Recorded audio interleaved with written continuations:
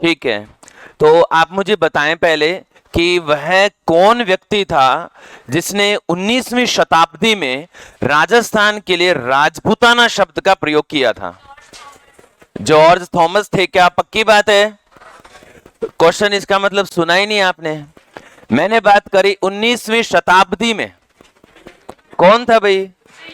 William Franklin. बिल्कुल, ये बात ध्यान रखना है। विलियम फ्रैंकलिन 19वीं शताब्दी में वो पहला व्यक्ति बना था जिसने राजस्थान को राजपूताना एक बुक में कहा था। नाम बताओ।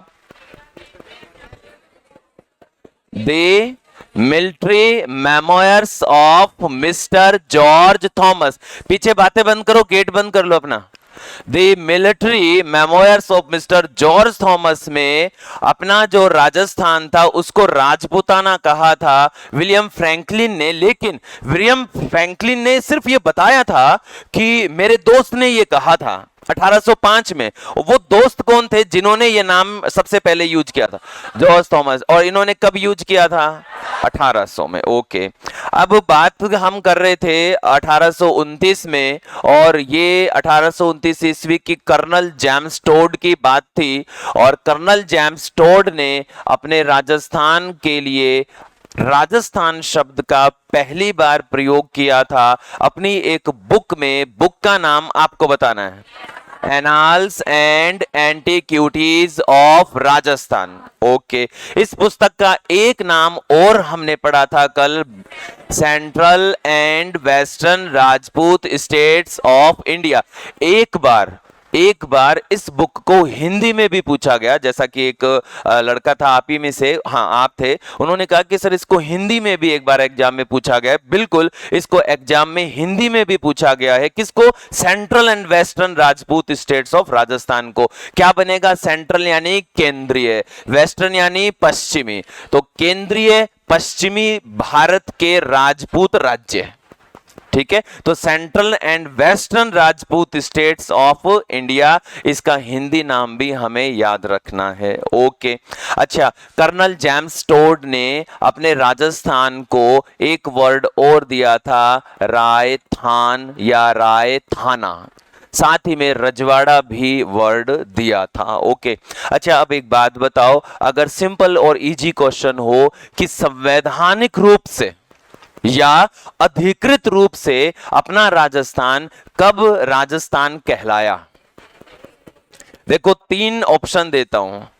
एक तो है 1 नवंबर 1956, और एक है 30 मार्च 1949, और एक है 26 जनवरी 1950। आंसर दीजिए कि राजस्थान को संवैधानिक रूप से राजस्थान शब्द की मान्यता कब मिली? 26 जनवरी 1950। बिल्कुल सही, यानी एक ही ने सही दिया, और आप औरों के भी सही थे क्या? ओके, तो मुझे सुना नहीं, तो ये बिल्कुल सही है। 26 जनवरी 1950 में राजस्थान को राजस्थान शब्द की संवैधानिक मान्यता मिल गई थी। अब ये जो 2 तिथियां हैं हम बड़ी याद रखते हैं, हम चाहे राजस्थान ज्योग्राफी पढ़ ही ना रहे हो फिर भी हमें ये याद रहती है। तो ऐसा क्या हुआ था इस समय कि हम इन 2 तिथियों को बड़ा याद रखते हैं। 1 नवंबर 1956 को हम मनाते हैं राजस्थान एकीकरण दिवस या स्थापना दिवस। एकीकरण दिवस मनाते हैं, और इस दिन हम मनाते हैं राजस्थान दिवस। ठीक है, अब एकीकरण दिवस क्यों बनाते हैं, राजस्थान दिवस क्यों मनाते हैं, इनको सुनिए। सबसे पहली बात, एकीकरण दिवस तो बिल्कुल इजी है कि इस समय क्या हुआ था, राजस्थान का एकीकरण पूर्ण हुआ था।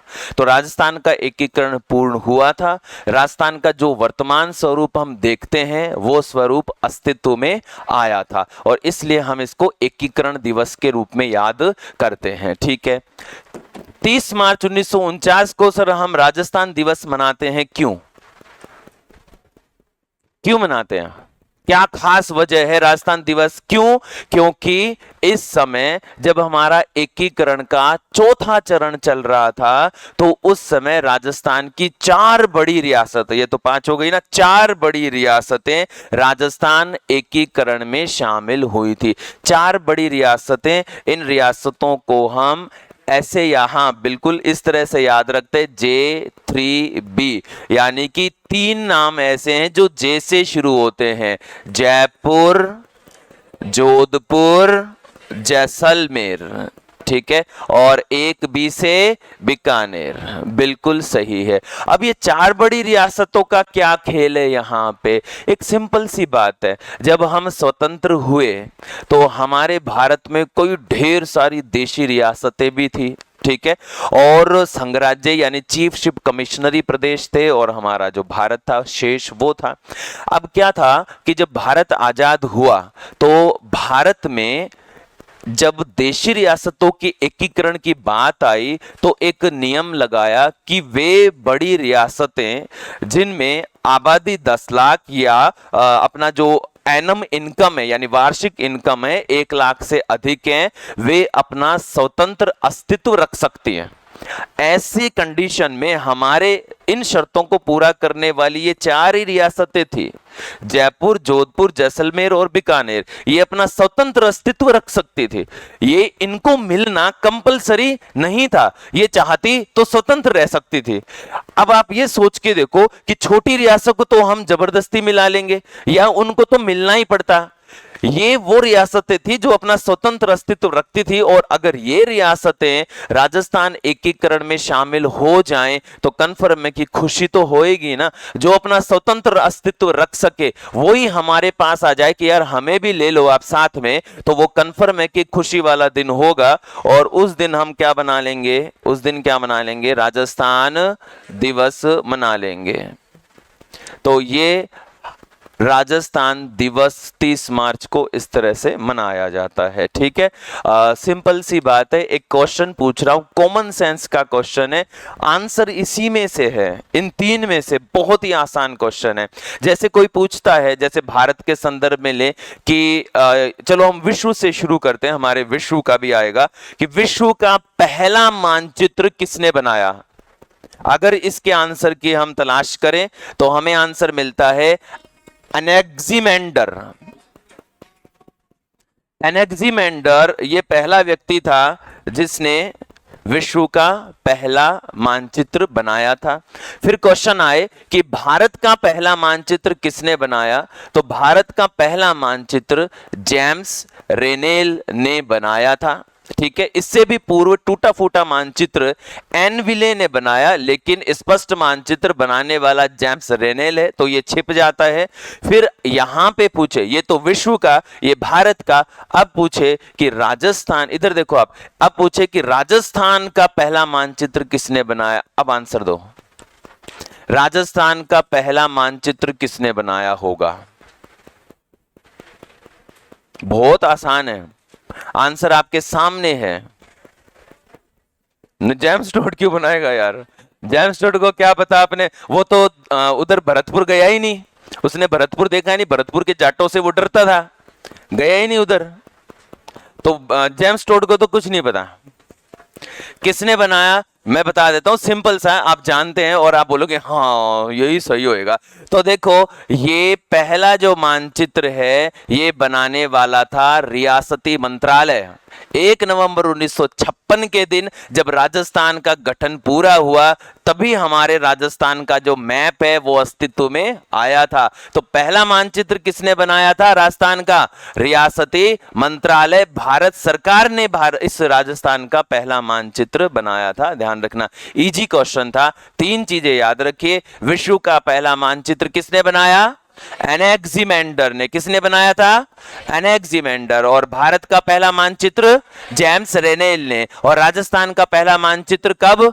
रियासती मंत्रालय द्वारा। और कब? 1 नवंबर 1956 को। ये 3 बातें लिखो, फिर हम उस मैप की स्टडी करते हैं।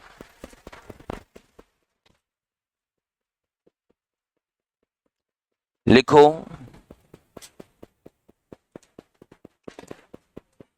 राजस्थान को राजस्थान को राजस्थान शब्द की ओके ओके ओके राजस्थान को राजस्थान शब्द की संवैधानिक मान्यता राजस्थान शब्द की संवैधानिक मान्यता 26 जनवरी 1950 संवैधानिक मान्यता 26 जनवरी 1950 को मिली।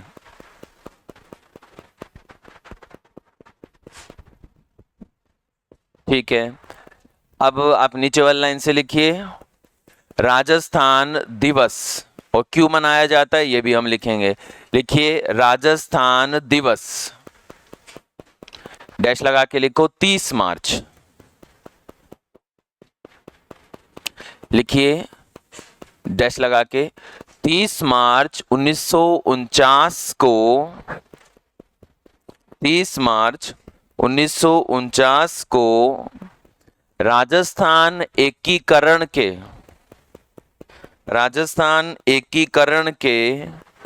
चौथे चरण में राजस्थान एकीकरण के चौथे चरण में 4 बड़ी रियासतें 4 बड़ी रियासतें जयपुर 4 बड़ी रियासतें जयपुर जोधपुर जैसलमेर 4 बड़ी रियासतें जयपुर जोधपुर जैसलमेर तथा बीकानेर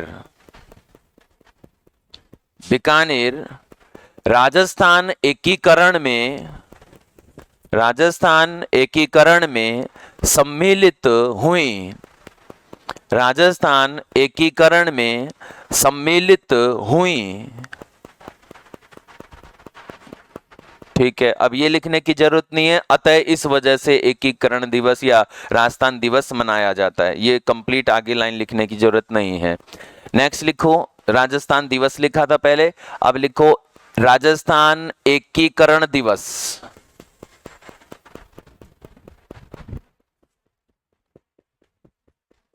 राजस्थान एकीकरण दिवस, डैश लगा के लिखो 1 नवंबर। 1 नवंबर। ठीक है, अब लिखना नीचे वाली लाइन से लिखो 1 नवंबर 1956। 1 नवंबर 1956 के दिन राजस्थान गठन 1 नवंबर 1956 के दिन राजस्थान गठन पूर्ण हुआ एवं राज्य का वर्तमान स्वरूप अस्तित्व में आया। राज्य का वर्तमान स्वरूप अस्तित्व में आया। अब देखो ये क्वेश्चन अब इस तरह से पूछा जा सकता है, अभी तक नहीं पूछा गया है, किसी का ध्यान नहीं गया है। किस तरह से पूछ सकते हैं? ऐसे कि राजस्थान का प्रथम मानचित्र किसने बनाया या प्रथम मानचित्र किसने डिक्लेयर किया, अभी तक किसी का ध्यान नहीं गया है। ये कई बार पूछा जा चुका है कि राजस्थान का एकीकरण पूर्ण कब हुआ, राजस्थान का गठन कब हुआ, या राजस्थान गठन के समय क्या स्थिति थी इस संदर्भ में, लेकिन ऐसे कभी भी नहीं आया है कि राजस्थान का प्रथम मानचित्र कब अस्तित्व में आया। तो कब अस्तित्व में आया था? 1 नवंबर 1956 के दिन। लिखिए नोट लगा के, राजस्थान का प्रथम मानचित्र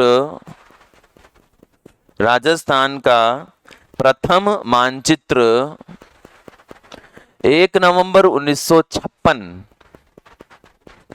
प्रथम मानचित्र 1 नवंबर 1956 को रियासती मंत्रालय 1 नवंबर 1956 को रियासती मंत्रालय द्वारा बनाया गया।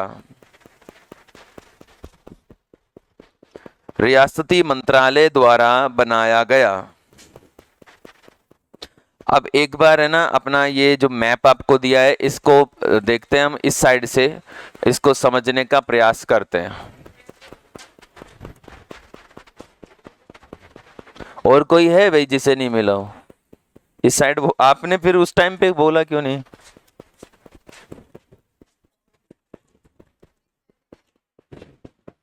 मतलब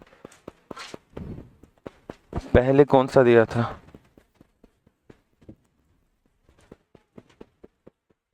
आप इनको देते हुए जाओ।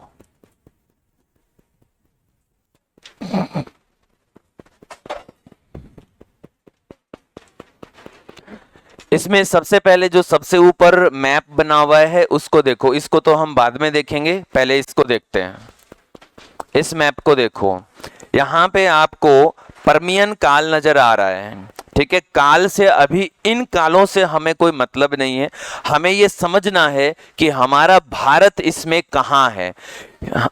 एक रह गया क्या? ये ले जाओ, लो।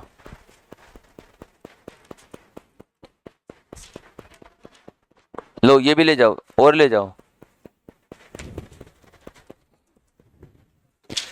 देखो यहां पे आपको फर्स्ट जो मैप दिख रहा है, मैप में देखो फर्स्ट जो आपको दिख रहा है ये है पेंजिया, नजर आ रहा है पेंजिया। इस पेंजिया के दो भाग हैं, अभी तो ये कंप्लीट एक ही भूभाग बता रखा है, और पेंजिया के चारों ओर जो आपको ये नजर आता है ये है पैंथालासा। पेंजिया बीच में लिखा है पेंजिया, और उसके साथ में चारों जो राउंड शेप में नजर आ रहा है ये सागर है, और इस सागर का नाम है पैंथालासा। लिखिए साथ में, पेन से लिखते जाओ, पैंथालासा सागर। भाई ये ऐसा है, ये तो पेंजिया, और बीच में ये जो राउंड शेप में है कंप्लीट, ये है पैंथालासा।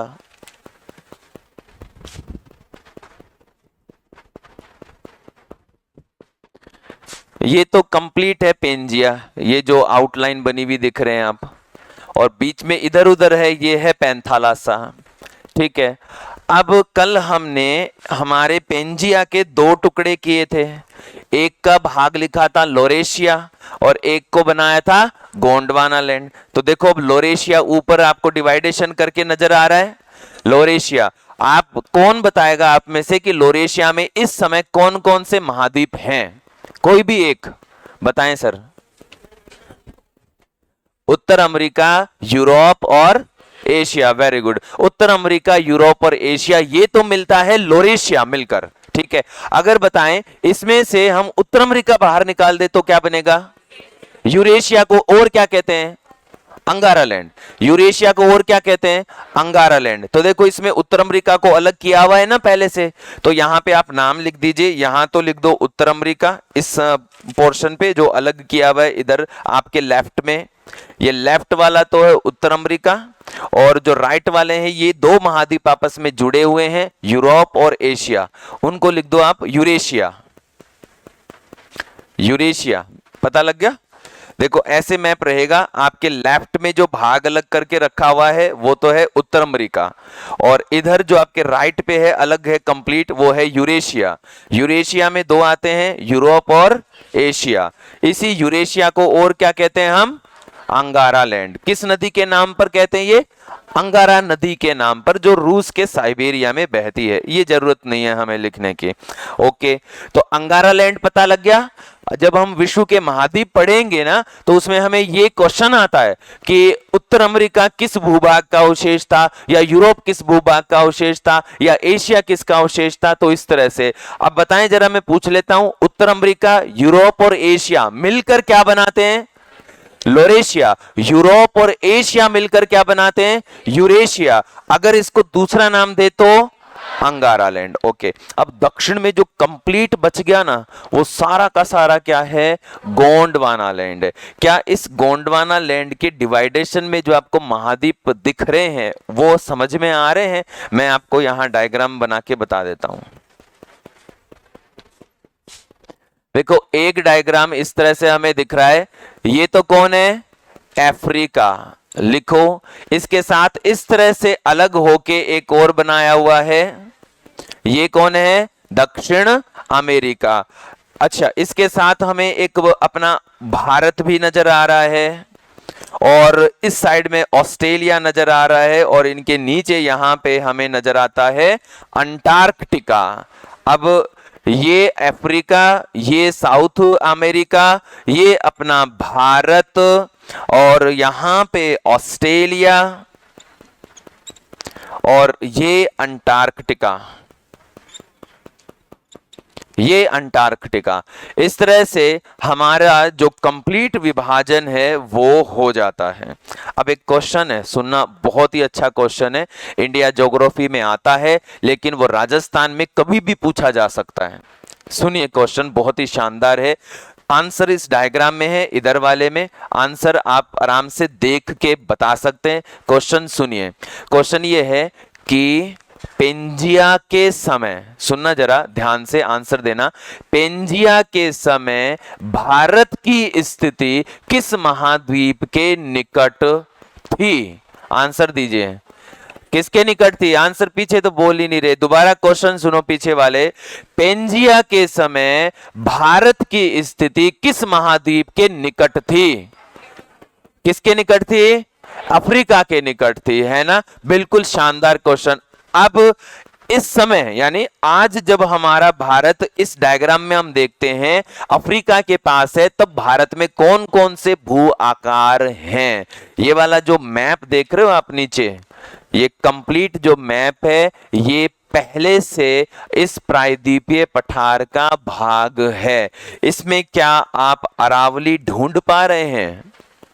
क्या आपको अरावली दिख रही है? इसमें किसके ऊपर है? किस पर्वतमाला के ऊपर है अरावली?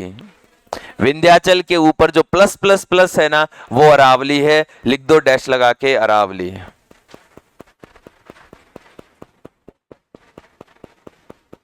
डैश लगा के लिख दीजिए अरावली, ठीक है। बाकी क्या राजस्थान का दक्षिण पूर्व पठार नजर आता है? इसमें आता है क्या? किस पर्वतमाला के रूप में? विंध्याचल पर्वतमाला के रूप में। तो दक्षिण पूर्व पठार जो है वो हमारे विंध्याचल पर्वतमाला के रूप में हमें नजर आता है, ठीक है। तो विंध्याचल पर्वतमाला का जो ऊपरी भाग है ना, उत्तरी भाग, यहां पे आप लिख दो दक्षिण पूर्व पठार। विंध्याचल पर्वतमाला में ही लिख दीजिए दक्षिण पूर्व पठार। हाँ, विंध्याचल पर्वतमाला से एरो निकाल के लिख दो, कोई इश्यू नहीं, क्योंकि उसी का तो भाग है। ये दक्षिण पूर्व पठार हमें मिलता है। ओके, अच्छा, क्या थार का मरुस्थल टेथिस, सॉरी ये तो आंसर दे दिया मैंने। थार का मरुस्थल किसका अवशेष था? टेथिस सागर का अवशेष था, है ना। ये इसमें कंप्लीट राजस्थान दिखा रखा है इंडिया, लेकिन अपना जो पठार है वो सिर्फ ये जो इंडिकेशन है ना, इतना ही है। यही है अपना पठार, सिर्फ यही वाला जो जोन है यही पठार है, कंप्लीट नहीं है। यही पठार है अपना, जो कि इसके साथ था यहां पे, ठीक है, ध्यान रखना है। यही था वो कल वाली बातें जो मैं आपको बताना चाह रहा था। इसमें हमने जान लिया है। सिंपल सा क्वेश्चन आता है, जैसे आप कोई पूछ ले कि पेंजिया के समय राजस्थान की स्थिति किस महाद्वीप के निकट थी, क्या आप आंसर दे पाएंगे? किस महाद्वीप के निकट थी? अफ्रीका के निकट थी। एक्चुअल में बताऊं, भौगोलिक रूप से या यूं कहें उत्पत्ति के आधार पर तो हम एशिया का भाग हैं ही नहीं, हम सिर्फ राजनीतिक रूप से एशिया में शामिल हैं। एशिया है अंगारा लैंड से, और हमारे भारत में या राजस्थान में अंगारा लैंड का एक भी भाग नहीं है।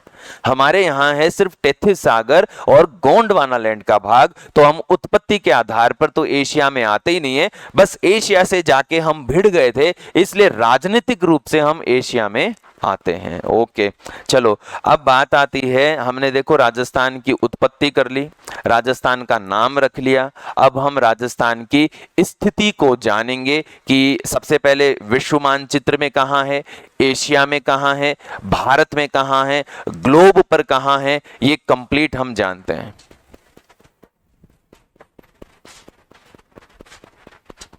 आप हेडिंग लगा लीजिए एक बार, राजस्थान की स्थिति। राजस्थान की स्थिति।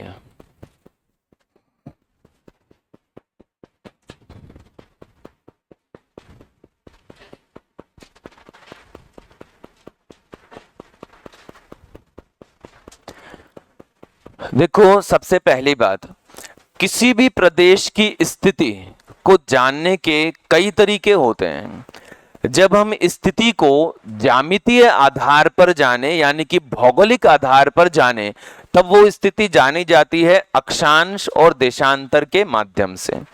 जब हम किसी प्रदेश की स्थिति उसके आसपास के स्थानों के आधार पर जाने, तब हम उसको कहते हैं उसकी प्रादेशिक स्थिति। तो जब हम सबसे पहले भौगोलिक स्थिति निर्धारित करेंगे या हम कहें ज्यामितीय स्थिति निर्धारित करेंगे, उसके लिए हमें यह पता होना चाहिए कि हमारा ग्लोब क्या होता है, अक्षांश देशांतर क्या होते हैं। इनको हम डिटेल से यहाँ पे नहीं देखने वाले हैं। हमने राजस्थान शुरू किया है तो हम राजस्थान को ही एक बार जानेंगे, लेकिन अक्षांश और देशांतर क्या है, इनका एक सामान्य जो परिचय है वो हमें पता होना चाहिए। मानते हैं कि ये हमारा ग्लोब है। इस ग्लोब पर दो ध्रुव होते हैं, ये है नॉर्थ पोल और दक्षिण में है साउथ पोल, उत्तर ध्रुव और दक्षिण ध्रुव। इन दोनों ध्रुवों को मिलाते हुए जो रेखाएं हम खींचते हैं, उन रेखाओं को हम कहते हैं देशांतर रेखा। ठीक है, दोनों ध्रुवों को मिलाते हुए जो रेखाएं हम खींचते हैं वो देशांतर रेखाएं कहलाती हैं, ध्यान रखना है। इस तरह से ये देशांतर रेखाएं खिंची हुई होती हैं हमारी पृथ्वी पर।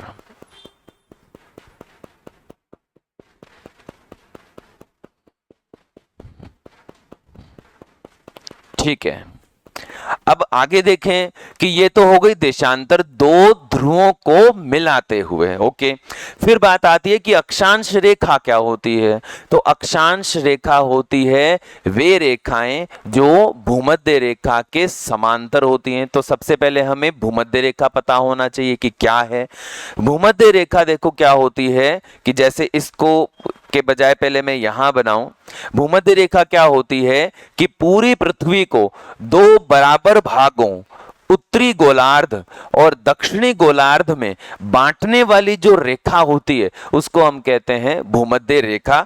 ये संपूर्ण पृथ्वी के मध्य से गुजरती है, उत्तर गोलार्ध और दक्षिण गोलार्ध में विभाजित करते हुए। तो यहाँ पे हम एक बार हमारी भूमध्य रेखा बना देते हैं। तो ये मान लेते हैं हमारी भूमध्य रेखा। भूमध्य रेखा हाफ नहीं होती है, जहां से शुरू होती है वहीं आके कंप्लीट खत्म होती है, यानी एक पूरा सर्कल बनाती है ग्लोब पर कंप्लीट। तो ये अब 3D नहीं है, तो ये सिर्फ ऐसे सामने वाला पोर्शन दिखेगा। अब इसी के समांतर जो रेखाएं खींची हुई होती हैं, इन रेखाओं को हम कहते हैं अक्षांश रेखाएं। इस तरह से ये होती हैं अक्षांश रेखाएं। अब बात आती है कि ये अक्षांश रेखाएं, देशांतर रेखाएं वास्तविक होती हैं कि काल्पनिक होती हैं। ये कैसी होती हैं? काल्पनिक होती हैं। तो फिर इनको बनाने की आवश्यकता क्यों है? क्यों बनाते हैं हम इनको? इनके बनाए क्या हमें इनके बिना काम नहीं चलेगा हमारा? क्या काम चल जाएगा? नहीं, एक पल भी काम नहीं चलेगा। इनसे क्या निर्धारित करते हैं? हम किसी स्थान की स्थिति का निर्धारण करते हैं। कैसे? देखो, एक पहेली सोल्व करते हैं। ये एक कोई स्थान है, यहाँ पे एक बिंदु है और ये है एक्स बिंदु। अब आपके अपने 3 हैं, कंप्लीट 3 पार्टीशन हैं। अब आपको कहा जाए कि इस x बिंदु की लोकेशन लिख के दिखाओ, आपको भी कहा जाए x की लोकेशन लिखो और आपको भी कहा जाए। क्या आप सभी इसकी सटीक लोकेशन लिख सकेंगे? नहीं। ये उस तरह का क्वेश्चन हो गया जैसे 4 दोस्त थे, एग्जाम देने में लेट हो गए और आए तो बोले कि सर कार को टायर पंचर हो गो जन में कौन आया, मगर ठीक है दूसरे दिन आ जाओ तैयारी करके। दूसरे दिन आया, प्रिंसिपल ने एक ही क्वेश्चन दिया, अलग अलग बिठा के कार को कौन सो टायर पंचर हो। ठीक है, तो अब ये वही क्वेश्चन हो गया ऐसा कि अगर आपको इसकी लोकेशन बताने के लिए कहा जाए तो हम इसकी लोकेशन में वेरिएशन देखेंगे। कोई इसको क्या कहेगा, कोई क्या कहेगा, वो कहेगा कोई कि लगभग बीच में है, कोई कहेगा पूरब में है, कोई कहेगा मध्य पूरब में है।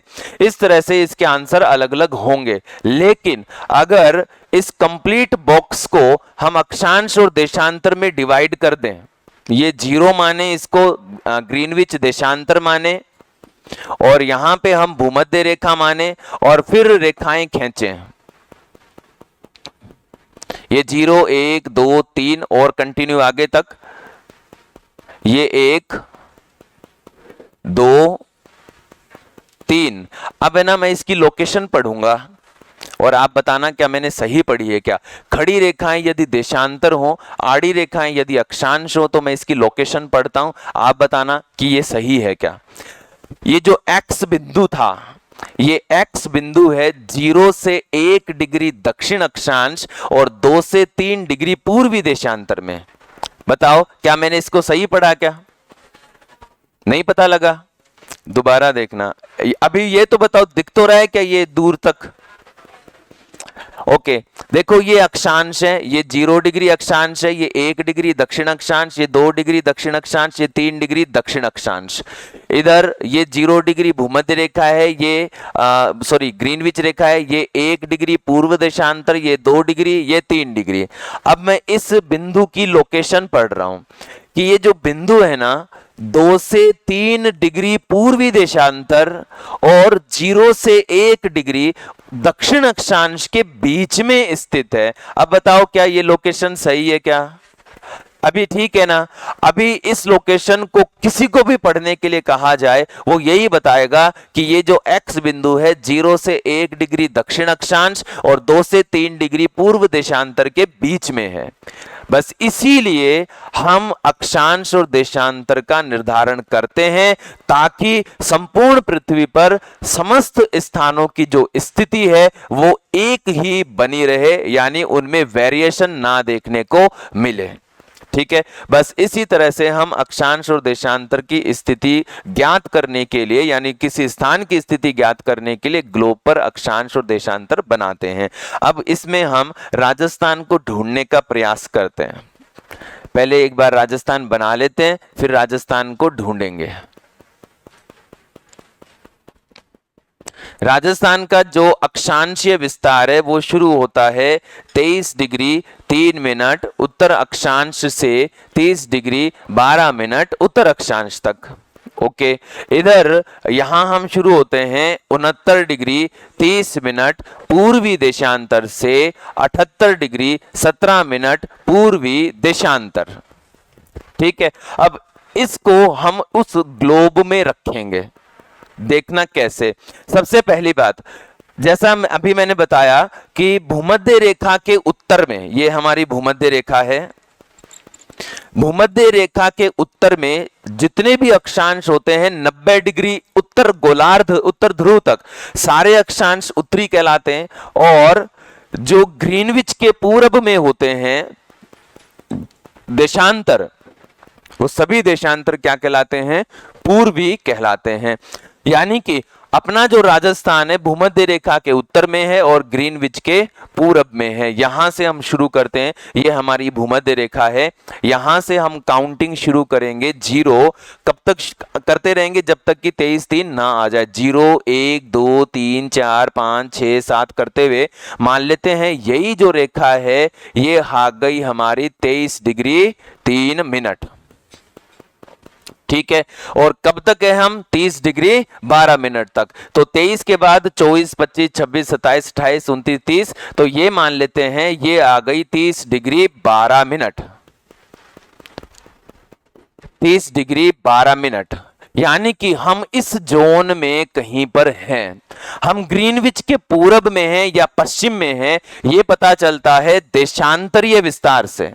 हमारा जो देशांतरीय विस्तार शुरू हो रहा है वो शुरू हो रहा है 69 डिग्री 30 मिनट से। तो यहां ये ग्रीनविच है, इस ग्रीनविच से जो कि 0 डिग्री होती है, यहां से हमने काउंट करना शुरू किया भूमध्य रेखा पर 0 1 2 3 4 5 6 7 करते हुए मान लेते हैं ये वाली जो रेखा है यही रेखा आ रही है हमारी 69 डिग्री 30 मिनट, और यहां से 69 70 71 72 करते हुए मान लेते हैं ये वाली जो रेखा है हमारी ये है 78 डिग्री 17 मिनट पूर्व में। अब ये वाला जो बन रहा है कॉलम, ये कौन है? राजस्थान।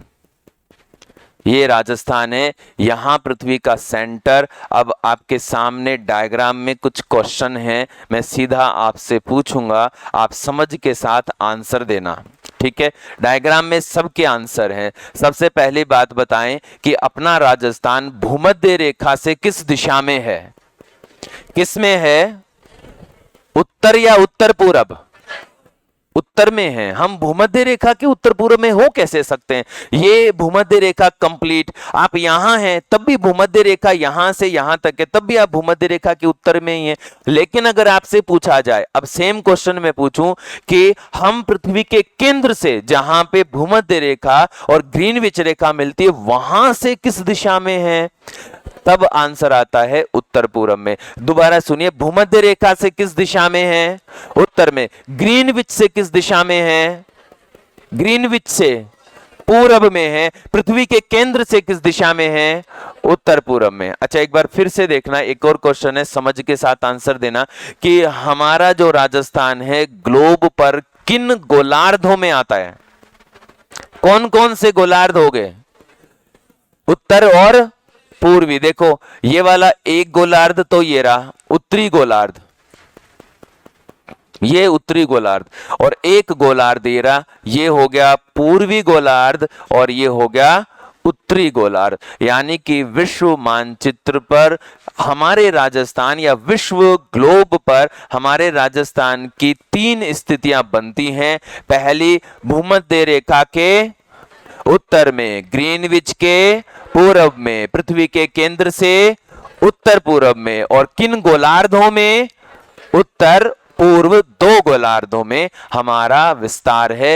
यह है हमारी राजस्थान की अक्षांशीय और देशांतरीय स्थिति और ग्लोब पर भी स्थिति। ये जो स्थिति हमने निर्धारित करी है इसको हम बोलते हैं भौगोलिक स्थिति या इसको बोलते हैं ज्यामितीय स्थिति।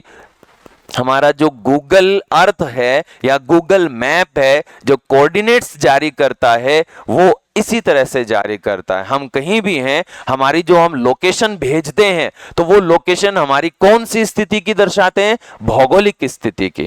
ज्योग्राफिकल इंफॉर्मेशन है ना, भौगोलिक स्थिति भौगोलिक सूचना को दर्शाता है। जीआईएस और जीपीएस पे काम करता है, और जीपीएस पे काम करता है ग्लोबल पोजीशनिंग सिस्टम को दर्शाता है। लिखिए इतना, एक बार फिर मैं आपसे पूछूंगा इसमें कुछ। लिखो, राजस्थान विश्व मानचित्र, राजस्थान विश्व मानचित्र अथवा ग्लोब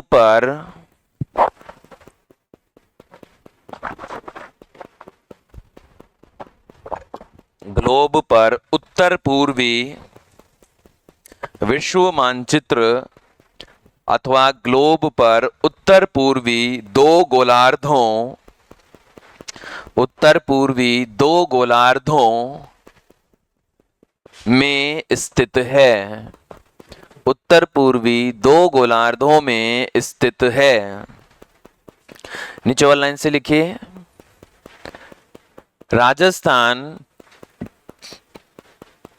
भूमध्य रेखा के उत्तर में, राजस्थान भूमध्य रेखा के उत्तर में, ग्रीनविच रेखा के पूर्व में, राजस्थान भूमध्य रेखा के उत्तर में, ग्रीनविच रेखा के पूर्व में, ग्रीनविच रेखा के पूर्व में एवं पृथ्वी के केंद्र से, एवं पृथ्वी के केंद्र से उत्तर पूर्व में, पृथ्वी के केंद्र से उत्तर पूर्व में स्थित है, स्थित है। नीचे वाली लाइन से लिखिए, राजस्थान का अक्षांशीय विस्तार,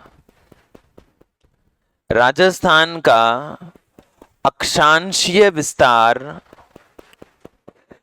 23 डिग्री 3 मिनट,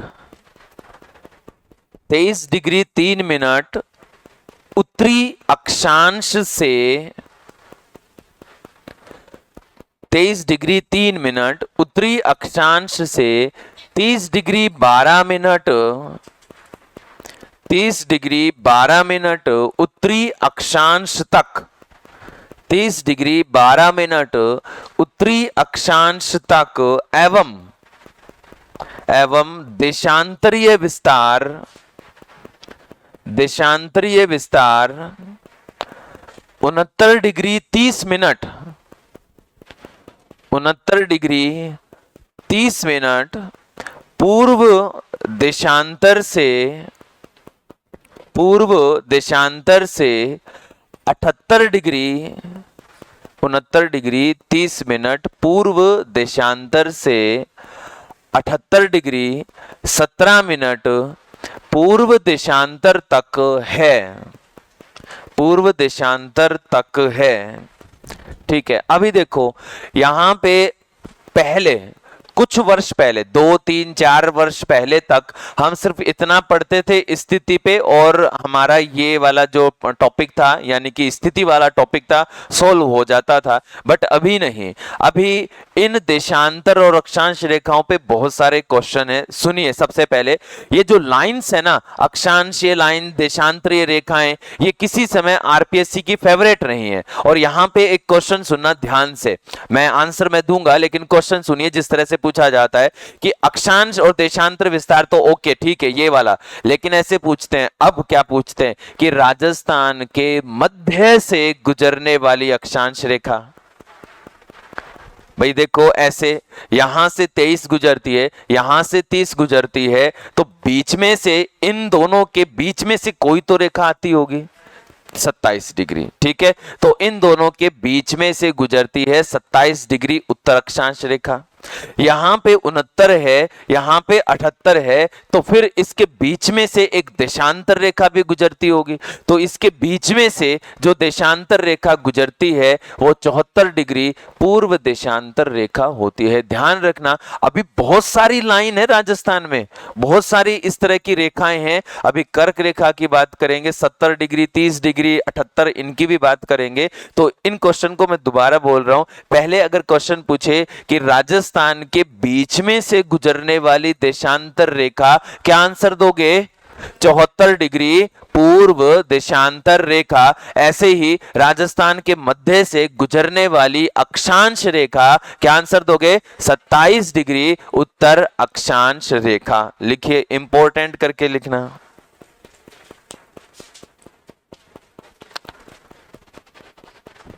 लिखो, राजस्थान के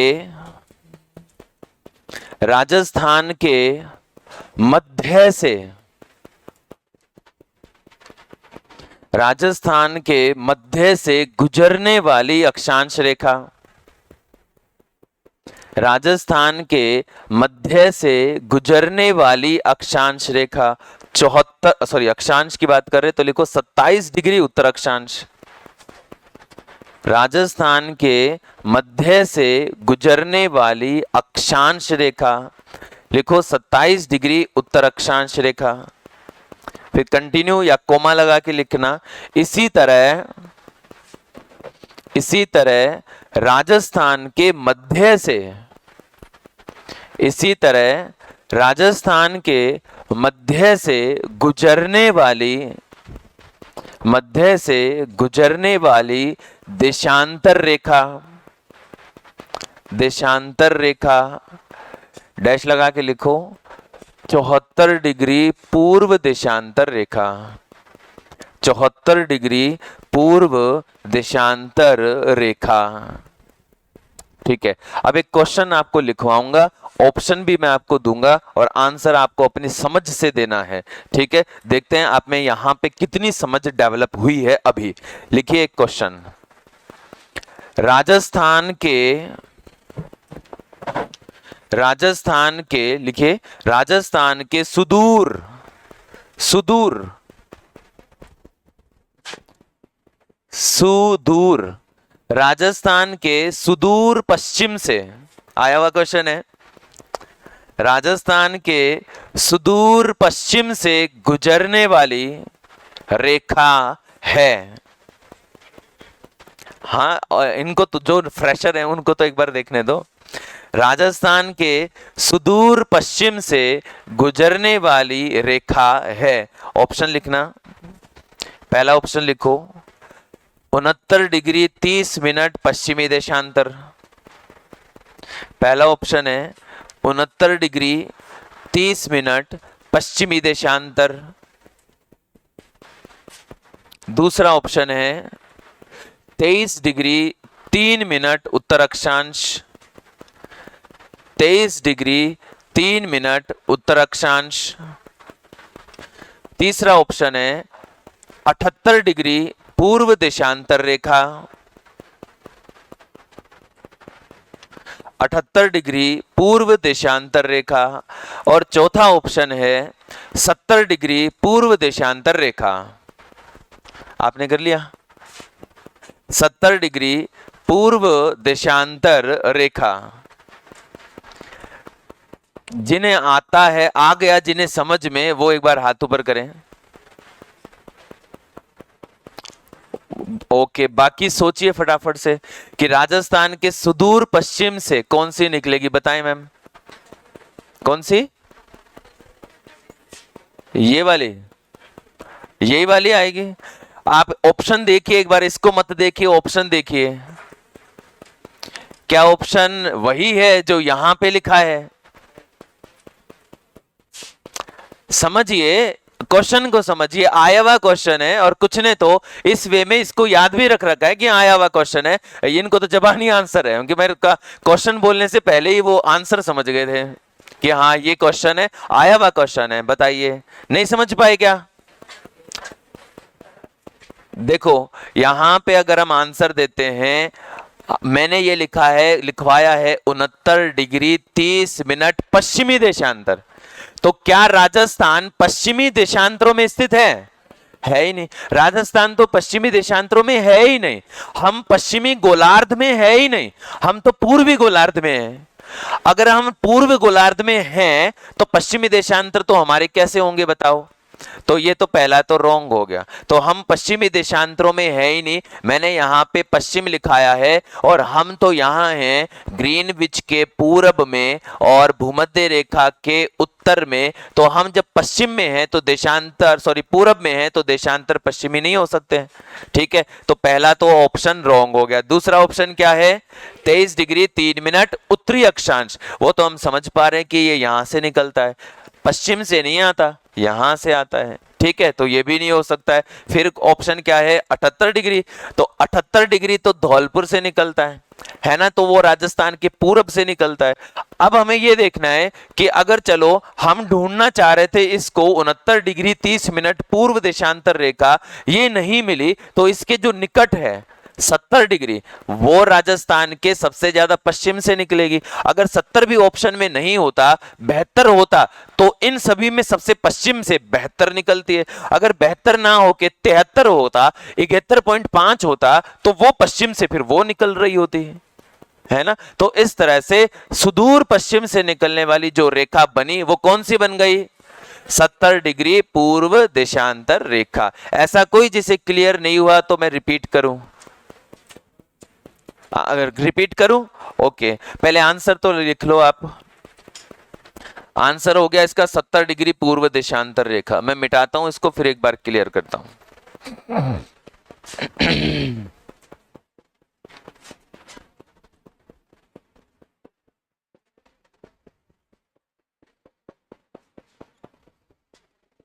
ठीक है, ध्यान से देखना, जिन्हें नहीं समझ में आया है वो एक बार ध्यान से देखना।